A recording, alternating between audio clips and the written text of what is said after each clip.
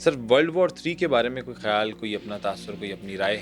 World war 3 جو ہے، دیکھیے حدیث پاک کے اندر ذکر ہے، حضور نے فرمایا کہ قیامت برپا نہیں ہوگی جب تک 5 عظیم جنگیں نہ ہو جائیں. ٹھیک ہے، ٹھیک ہے، بہت ساری کتابوں میں یہ حدیث ہے. ٹھیک ہے، امام ابو نعیم نے امام حماد نے کتاب الفتن میں اس کو بیان کیا. ٹھیک.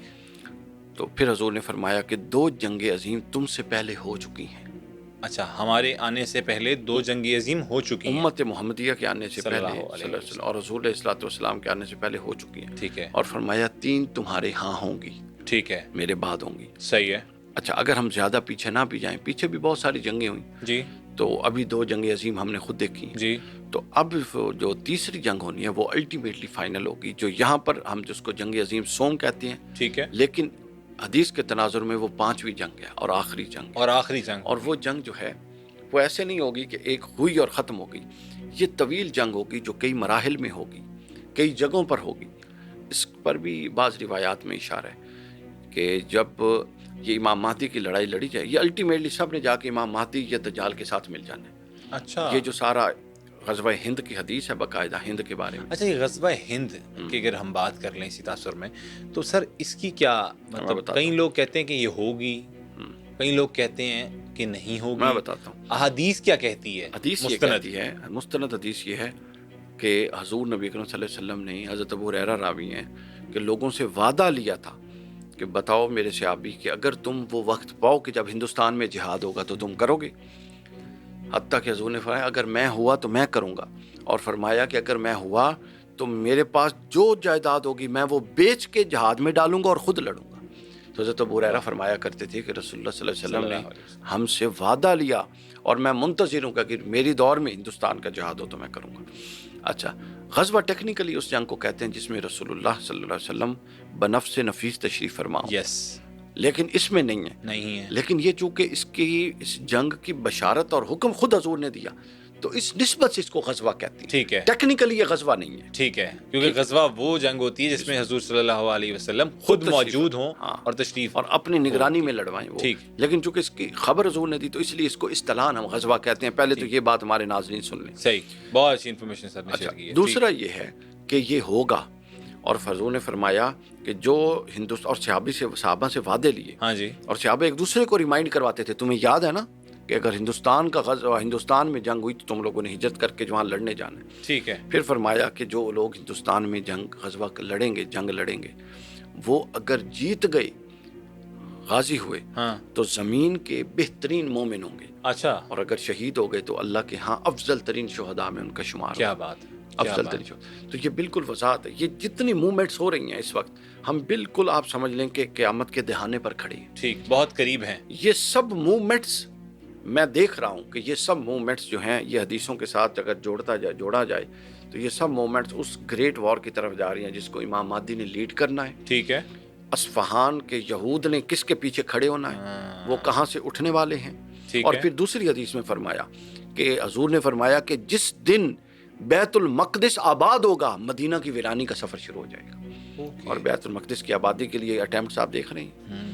تو لہٰذا یہ سب اسی طرف جا رہی ہیں. صحیح. اور اب جو کہ پہلے ٹیکنالوجی نہیں ہوتی تھی، ہاتھوں کی جنگ تھی، تلواروں کی، اب یہ وار ساری ٹیکنالوجیکل وار ہے. ٹھیک کہہ رہے ہیں. تو لہٰذا یہ multi Times faster than previous time, اب یہ کئی گنا تیز ہو چکی ہے. اوکے. تو لہٰذا اب ہم یہ نتائج بہت جلدی اس کی طرف ہم جا رہے ہیں. صحیح. ہمیں یہ ہے کہ ہمیں حق کی پہچان رکھنی ہے کہ ہم نے کس کے ساتھ چلنا ہے اور کس کے ساتھ نہیں چلنا. صحیح ہو گیا سر. چھوٹے چھوٹے مفادات کے لیے بڑے بڑے فائدے قربان نہیں کرنے، چھوٹے مقاصد کے لیے بڑے مفاد قربان نہیں کرنے. صحیح ہو گیا. چھوٹی وابستگیوں کو لے کے بڑے نقصان نہیں کرنے. ٹھیک ہو گیا. اس بات کا خیال رکھیں. صحیح ہو گیا. ڈاکٹر صاحب، ابھی پچھلے دنوں ڈونلڈ ٹرمپ کا وزٹ ہوتا ہے، قطر بھی، دبئی بھی.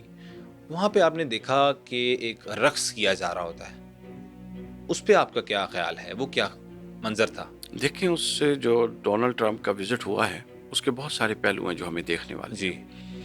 سب سے بڑا پہلو تو یہ ہے کہ غزہ کے مسلمان ہمارے بھائی اور معصوم بچے، یہ دنیا، اس زمین پر یہ واحد خطہ ہے جہاں 21ویں صدی میں کوئی انسان بھوک سے بھوکا رہ کے مر رہا ہے. کوئی جانور بھی اس وقت نہیں ہے، اور غزہ میں یہ ہو رہا ہے. اور دوسری طرف یہ عرب ملک ہے نا غزہ، جی دوسری طرف عرب ممالک کا یہ حال ہے کہ وہ $450 بلین کا جہاز ٹرمپ صاحب کو گفٹ دے رہی ہیں. ٹھیک ہے. ٹھیک ہے، اب آپ دیکھیے کہ یہ لوگ، عرب کے یہ لوگ، یہ دجال کے ساتھ کھڑے ہوں گے یا امام مہدی کے ساتھ کھڑے ہوں گے؟ صحیح ہو گیا. دجال کون سا ملک دجال کا نمائندہ ہے؟ میں نے اشارہ دے دیا. جی اس دجال کے نمائندے ملک پر ہاتھ کس کا ہے؟ ٹرمپ صاحب کا. ٹرمپ صاحب کا ہے. اور ٹرمپ صاحب، پشت پناہی ہے باقاعدہ. ہاں، اور ٹرمپ صاحب کی جیب میں عرب ہیں سارے کے سارے. اوکے، جیب میں. جیب میں ہے نا جی.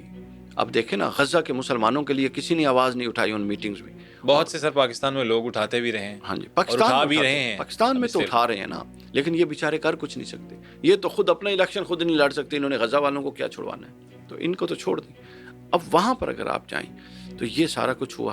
اب یہ کیا دیا؟ جہاز دے رہا، کوئی $1 بلین دے رہا. کیا ہے سر؟ یہ ملوکیت کو قائم رکھنے کی قیمتیں ہیں. اچھا. کہ تم ہماری اس بادشاہت کو نہیں چھیڑو گے، چونکہ وہ تو ڈیموکریسی والے لوگ ہیں نا سارے. ہاں بالکل تو ٹھیک. تم ہماری بادشاہتوں کو نہیں چھیڑو گے، آؤ سالانہ ہم سے اربوں خربوں ڈالر بھتہ لو. ہم بھوکے نہیں مر سکتے چونکہ ہمارے پاس بیت اللہ ہے.